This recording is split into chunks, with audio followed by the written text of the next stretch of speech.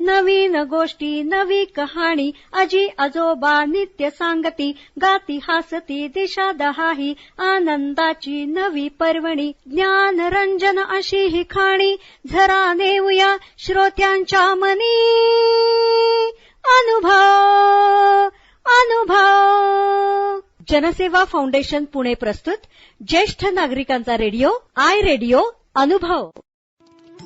राष्ट्रीय समाज रक्षा संस्था, सामाजिक न्याय व सबलीकरण मंत्रालय, भारत सरकार, मीडिया फॉर कम्युनिटी फाउंडेशन पुरस्कृत ज्येष्ठ नागरिकांसाठीचा आय रेडिओ अनुभव. प्रकल्प समन्वयक डॉक्टर आर श्रीधर आणि अलोक वर्मा. रेडिओ समन्वयक पूजा मुरादा, कौशल्या आणि साई सुधा.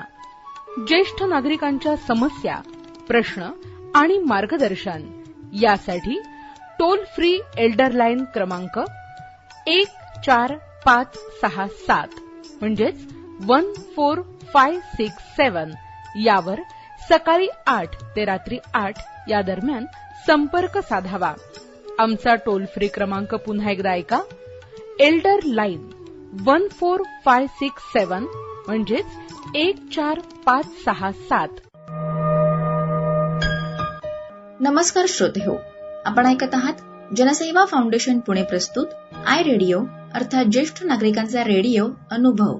फेस्कॉम महाराष्ट्र याचे अध्यक्ष अरुण रोडे यांनी कायदा आणि व्यवहार या विषयावर सांगितलेली माहिती ऐकूयात. कार्यक्रमाचा भाग 3.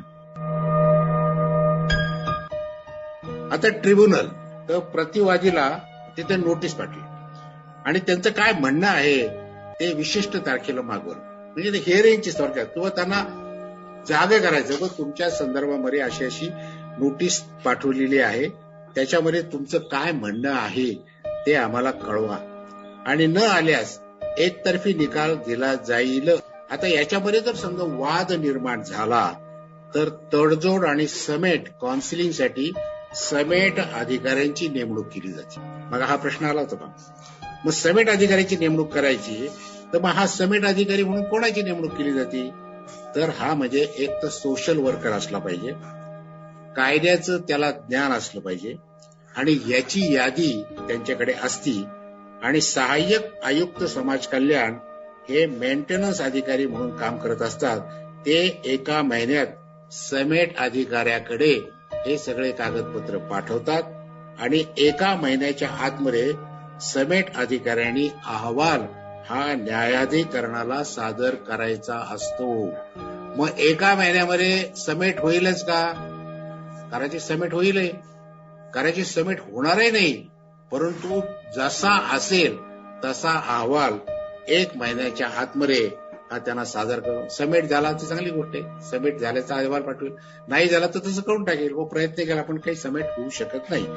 आता हा एक महिन्याचा अहवाल गेल्यानंतर हा न्यायाधिकरण जो आहे तो दोन्ही पक्षांना समझोता मान्य आहे का अशा प्रकारचा प्रश्न विचारेल, त्यावर शिक्कामोर्तब करेल आणि प्रतिपक्षाची आर्थिक स्थिती, त्याची मासिक कमाई या सगळ्याचा विचार करून त्यावरती न्यायाधिकरण निर्णय घेईल आणि नोटीस दिल्याच्या तारखेपासूनचा कालावधी हा 90 दिवसाचा धरावा अशा प्रकारची सूचना किंवा अशा प्रकारचा उल्लेख हा कायद्यामध्ये केलेला आहे.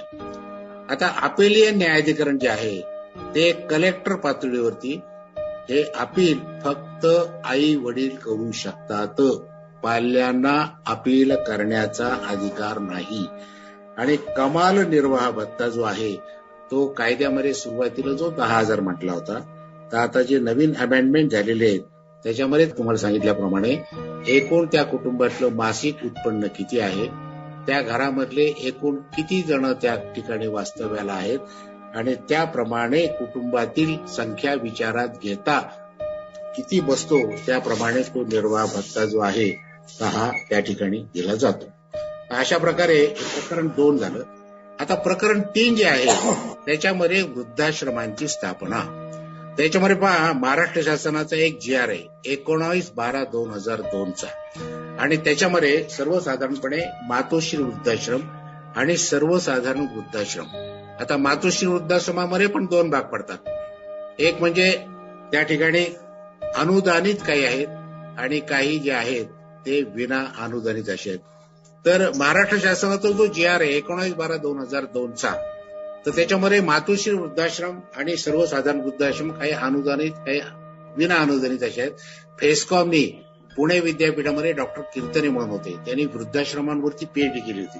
तर आम्ही पुणे विद्यापीठामध्ये जो बहिष्यात शिक्षण मंडळ आणि ज्येष्ठ नागरिक सहायता कक्ष आहे, तर त्यांच्या माध्यमातून आम्ही म्हणजे वृद्धाश्रमांचे सर्व्हे केले होते, एक फॉर्म तयार केला होता. तर आम्ही त्यावेळेला मातोश्री वृद्धाश्रम अनुदानित आणि विना अनुदानित आणि सर्वसाधारण वृद्धाश्रम अगदी फार सातारा, कराड वगैरे पुणे सगळ्या ठिकाणचे आम्ही ते वृद्धाश्रमांचा सर्व्हे केला.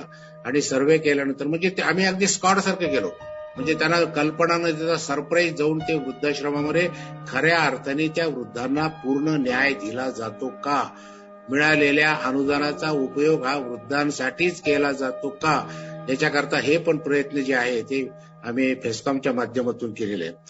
त्याच्यामुळे राज्य सरकारने या 19/12/2002च्या संदर्भामध्ये हे चॅप्टर 3 मध्ये जे वृद्धाश्रमाची स्थापना अशा जो चॅप्टर आहे, तर त्याच्यामध्ये त्यांनी राज्य सरकार सहज संपर्क स्थानावरती वाक्यरचना काय GRची, राज्य सरकार सहज संपर्क स्थानावर तेवढ्या संख्येमध्ये वृद्धाश्रम क्रमाक्रमाने स्थापन करील. आणि याच्यामध्ये प्रारंभी त्यांनी प्रत्येक जिल्ह्याच्या ठिकाणी कमीत कमी 150 निराधारांना त्या ठिकाणी आश्रय मिळेल अशा प्रकारची त्यावेळेला 2002 मधली संकल्पना होती. आता आम्ही जिल्ह्याच्या ठिकाणी नव्हे, प्रत्येक तालुक्याच्या ठिकाणी वृद्धाश्रमांची स्थापना. वृद्धाश्रम असावेत का नसावेत हा एक चर्चेचा नव्हे, निबंधाचा भाग होऊ शकतो. परंतु आजची जर न्यूक्लिअर फॅमिली बघितली आपण, तर सर्वसाधारणपणे वृद्धाश्रमांची गरज खऱ्या अर्थाने निर्माण झालेली आहे. कारण मुलं कुठेतरी इंग्लंड, अमेरिकेत निघून गेलेले आहेत. हे दोघं म्हातारा म्हातारी इथे राहिलेले आहेत. आणि त्याच्यातला एक जण जर निघून गेला आणि एक जर राहिला तर त्याचे हाल अतिशय होतात. घरामध्ये तो जो बेड रिडन असेल आणि त्याला जर केअर गिव्हर्सही मिळाला नाही, तर अशा परिस्थितीमध्ये त्याची जी अवस्था अतिशय बिकट होती. अशा वेळेला वृद्धाश्रमांचा पर्याय फार महत्वाचा आहे. आणि या संदर्भामध्ये मी जनसेवा फाउंडेशनला 100 पैकी 100 मार्क देऊ शकतो. कारण जनसेवा फाउंडेशनने फेस्कॉमच्या प्रत्येक हाकेला ओ दिलेली आहे. मी आता हे सगळं काम करत असताना ज्या ज्या वेळेला आम्हाला हे सगळे प्रॉब्लेम येतात, त्यावेळेला मी पहिला फोन डॉक्टर विनोद शहाना करतो. आणि विनोद शहा मला फक्त विचारतात की ती व्यक्ती कुठे आहे, फक्त सांगा, आमचे गायकवाड अँब्युलन्स घेऊन जातील आणि ताबडतोब त्यांना आंबीच्या वृद्धाश्रमामध्ये जा. असे कितीतरी लोक फेस्कॉमने आम्ही सांगितल्यानंतर जनसेवा फाउंडेशनने त्यांना एक छप्पर दिलेले, त्यांच्या डोक्यावरती एक आधाराचा हात ठेवलेला आहे. त्याच्यामुळे जनसेवा फाउंडेशनचं खऱ्या अर्थाने मागे मी तुम्हाला जे सांगितलंय की मानव सेवा हीच ईश्वर सेवा, हे जे काम आहे, तर मला त्यांच्याबरोबर काम करायला मिळतं, हा एक मी माझं भाग्य समजतो. तर मित्रांनो, आता आपल्याला प्रत्येक तालुक्याच्या ठिकाणी हे वृद्धाश्रमांची स्थापना झाली पाहिजे. आता आम्ही गोव्याला एक अधिवेशन घेतलं होतं, all India senior citizens confederation म्हणजे आयस्कॉनने. तर त्यावेळेला आमचा स्पेशल सब्जेक्टच होता फक्त केअर गिव्हन. आणि केअर गिव्हिंगच्या संदर्भामध्येच आम्ही सुगन भाटिया होते त्यावेळेला आम्ही एक सॉव्हिनियर काढलं होतं केअर गिव्हिंग वरती. आणि विशेषतः जे एकाकी आहेत, बेड रिडन आहेत, अशांकरता केअर गिव्हर. आता पुणे विद्यापीठ आणि इंटरनॅशनल लॉन्जिव्हिटी सेंटर ILC याच्या माध्यमातून आम्ही पुण्यामध्ये 20-20 जणांचे 5 केअर गिव्हर्सचे आम्ही एक महिन्याचे क्लासेस घेतलेले. त्यांना स्टायपेंड दिलाय, त्यांची खाण्याची जेवणाची सगळी व्यवस्था केली. अशी आता पुणे विद्यापीठात आम्ही डॉक्टर धनंजय लोखंडेंचं बरोबर माझं बोलणं झालंय. आम्ही 3 महिन्याचा केअर गिव्हर्सचा डिप्लोमा कोर्स देखील या ठिकाणी सुरू करण्याची आमचा चालू झालेलं आहे काम.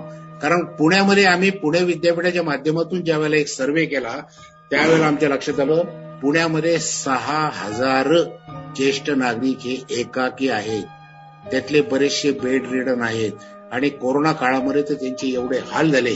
त्याच्यामध्ये मी पेपरमध्ये 5-6 लेख लिहिले होते. त्याच्यामुळे अनेक सेवाभावी संघटनांनी त्यांना घरपोच जेवणाचे डबे, त्यांची औषधं, त्यांना ट्रीटमेंट देणं, त्यांचं हे सगळं काम जे आहे ते हे आम्ही सुरू केलंय. सगळ्या महाराष्ट्रामध्ये अशा प्रकारचं काम हे सुरू झालेलं आहे. विरंगुळा केंद्र, ज्येष्ठ नागरिक घरात बसून कंटाळतात. मग अशा वेळेला त्यांना कुठेतरी एक विरंगुळा केंद्र पाहिजे. तर असे विरंगुळा केंद्र स्थापनेच्या संदर्भामध्ये महाराष्ट्र शासनाचं एक परिपत्रक आहे 14 मे 2010चं. आणि या परिपत्रकामध्ये त्यांनी स्पष्ट लिहिलेलं आहे की स्थानिक स्वराज्य संस्थांनी म्हणजे ग्रामपंचायत, पंचायत समित्या, जिल्हा परिषद, नगरपालिका, महानगरपालिका यांनी स्वतःच्या जागेत स्वतःच्या उत्पन्नातून विरंगुळा केंद्रांची निर्मिती करून त्या ठिकाणच्या ज्येष्ठांना विरंगुळा केंद्राची सुविधा उपलब्ध करून द्यावी. शासनाचे परिपत्रक JR सगळे आहे, फक्त त्याची कार्यवाही झाली पाहिजे. आणि या कार्यवाहीच्या दृष्टिकोनातून पुढे आपण काय करतो हे मी तुम्हाला ओघाओघाने सांगणारच आहे. परंतु आता प्रकरण 4 जे आहे त्याच्यावर ज्येष्ठ नागरिकांच्या चिकित्सेसाठी सहाय्य. याच्यामध्ये सरकारी दवाखाने आहेत, विशेषतः प्रायमरी हेल्थ सेंटर जे ग्रामीण भागात आहेत ना, त्यांची अवस्था एवढी दयनीय आहे की त्या प्रायमरी हेल्थ सेंटरमध्ये पहिला डॉक्टर सापडत नाही. डॉक्टर असला तर औषधं नसतात, औषधं असले तर बाकीचे त्या ठिकाणी काही नाही. बऱ्याचशा प्रायमरी सेंटरमध्ये तर कुलूपच असतं, ते उघडतच नाही कधी. मग अशा परिस्थितीमध्ये प्रायमरी हेल्थ सेंटर, जरा चिकित्सालय, असाध्य वृद्धांवरील रोगावरती उपचार हे सर्व निःशुल्क पद्धतीने झाले पाहिजे. आता महाराष्ट्र शासनाची महात्मा फुले जन आरोग्य योजना जी आहे त्या जन आरोग्य योजनेमध्ये त्यांनी सांगितलं त्याच्याकडे पिवळ्या आणि नारंगी रंगाचं कार्ड आहे, त्यांनाच फक्त 2.25 लाखापर्यंत त्याच्यावरती सुविधा मिळतात. आम्ही धनंजयराव मुंडे साहेबांच्यावर आमच्या 4-5 बैठका झाल्या. अण्णासाहेब टेकाळे आमचे जे आहेत हे मंत्रालयात होते, त्याच्यामुळे त्यांच्यामुळे आम्हाला निरनिराळ्या मंत्र्यांपर्यंत सहजासहजी पोहोचता येतं. धनंजय मुंडेंच्यावर आमच्या 3 बैठका झाल्या आणि त्यामध्ये आम्ही त्यांना सांगितलं की कोरोनाच्या काळामध्ये महात्मा फुले जन आरोग्य योजना ही सर्वेशाम 60+ सर्वांना लागू करा. तुम्ही हे दारिद्र्य रेषेचं कार्ड वगैरे सगळं ते काय विसरून जा. अहो, दारिद्र्य रेषेच्या कार्डाची व्याख्या काय? कुटुंबाचं उत्पन्न 21,000.